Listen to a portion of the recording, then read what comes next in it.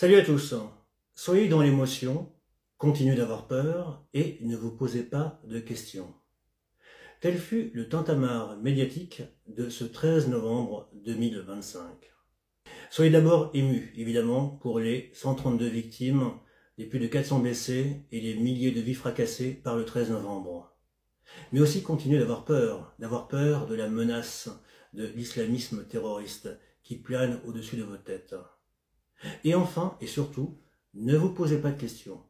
Ne cherchez pas à comprendre ce qui s'est passé. Ne tombez pas dans le piège de ces conspirationnistes, complotistes, paranoïaques qui réfutent les versions officielles, qui doutent du récit consensuel, qui se posent des questions, qui osent contredire des balivernes. Non, non, non. Restez dans le droit chemin, restez dans les clous, on s'occupe de tout. Hier, je vous avais relaté avoir été placé en garde à vue pour un article, un papier, une enquête sur l'attentat du Bataclan, un article dans lequel je révélais l'origine israélienne de la photochoc du carnage du Bataclan.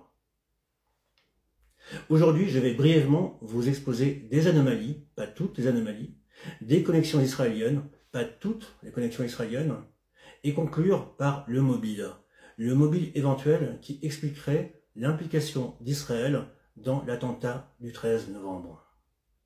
Je pourrais vous faire une vidéo de 2 heures avec des illustrations, des captures d'écran, prendre le temps, mais j'ai voulu rendre cette vidéo efficace et concise, afin qu'elle touche le maximum de personnes, afin de vous alerter, de vous faire prendre conscience de la gravité du sujet, à savoir que des hommes et des femmes en France, des élus, des hauts fonctionnaires, mais pas seulement, savaient que l'attentat allait se produire, et ont laissé faire. Je vais d'abord vous énumérer quelques anomalies, pas toutes encore une fois, du 13 novembre. Certaines sont connues, d'autres pas. Tout d'abord, vous avez évidemment l'intervention tardive des forces de l'ordre au Bataclan, le RAID, le BRI, mais aussi les militaires du Vigipirate qui auraient été retardés. Et bien sûr, tout le monde se renvoie la balle. Manuel Valls, Bernard Cazeneuve, le préfet de police, Michel Cadot. On ne sait pas encore à ce jour qui était responsable du retard de l'intervention des forces de l'ordre au Bataclan. Autre anomalie et considérable, la simulation d'un attentat multisite, une simulation d'attentat effectuée le jour même, le matin même du vendredi 13 novembre 2015 par le SAMU de Paris, conjointement avec la brigade des sapeurs-pompiers de Paris. Une simulation tellement précise qu'elle impliquait 3 équipes de terroristes. Exactement ce qui s'est passé le soir même à Paris, le vendredi 13 novembre. Sans oublier une autre simulation, celle du RAID, effectuée la veille, le 12 novembre 2015, une simulation qui impliquait un groupe de 2 terroristes islamistes dans une salle dans laquelle il y avait un étage. Autrement dit, la même configuration que celle qui s'est produite le lendemain en réel au Bataclan. 2 islamistes prenant en otage des gens dans une salle avec un étage. Autre anomalie, les 3 kamikazes du Stade de France, qui bizarrement décident de se faire exploser dans des lieux isolés, ce qui fera in fine un seul mort, alors que s'ils avaient opéré au début de l'entrée des spectateurs ou à la fin, ils auraient pu causer des centaines de morts. Là, étrangement, on a 3 hommes qui choisissent de se faire exploser dans des lieux, encore une fois, reculés, isolés, autour du Stade de France.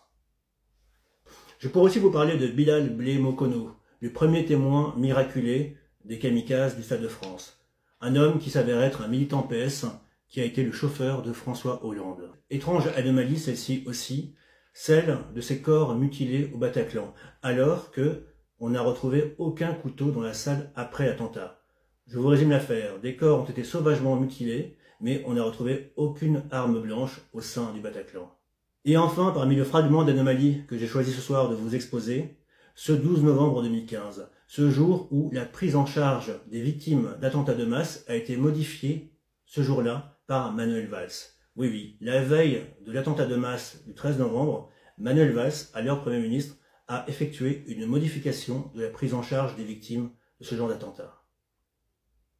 Dans les collections israéliennes, sur lesquelles je reviendrai en détail ultérieurement, vous avez bien sûr la vente du Bataclan 2 mois avant par la famille Tuitou, en l'occurrence Joël Tuitou et Pascal Tuitou, propriétaires du Bataclan, mais qui étaient encore en charge de la gestion du Bataclan jusqu'en 2018. Des hommes qui maintenant sont installés en Israël avec leur frère David Tuitou, le fameux rabbin extrémiste.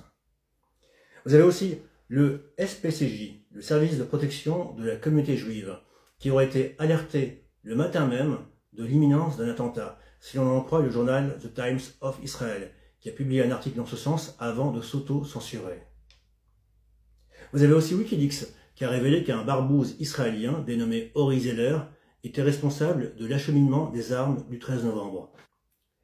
Et notez d'ailleurs que la commission d'enquête parlementaire sur les attentats de 2015 était verrouillée par deux hommes, Georges Fenech et Meir Habib, deux hommes tous les deux proches d'Israël. Meir Habib, vous le connaissez évidemment, c'est l'ami intime de Benjamin Netanyahou, mais Georges Fenech, c'est un ami et un associé de Gilles William Goldnadel, l'autre ami intime de Netanyahou. Autrement dit, la version officielle était verrouillée par deux proches d'Israël. Quel serait l'éventuel mobile d'Israël? En un mot, la vengeance. En décembre 2014, le Parlement français avait voté une résolution appelant le gouvernement français à reconnaître l'État de Palestine, une décision qui a rendu fou furieux Netanyahou.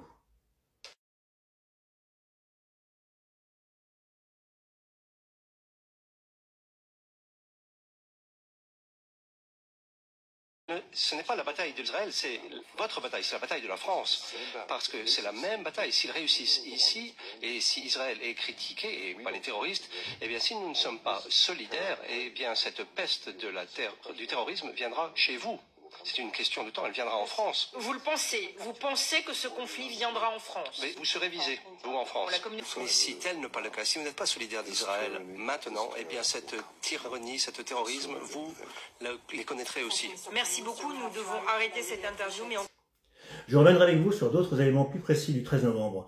Vous pouvez bien sûr d'ici là consulter mon dossier dénommé La Kabbale du vendredi 13, dans lequel je donne toutes les sources, tous les détails de cette affaire, et je vous dis à très vite pour d'autres révélations. Ciao.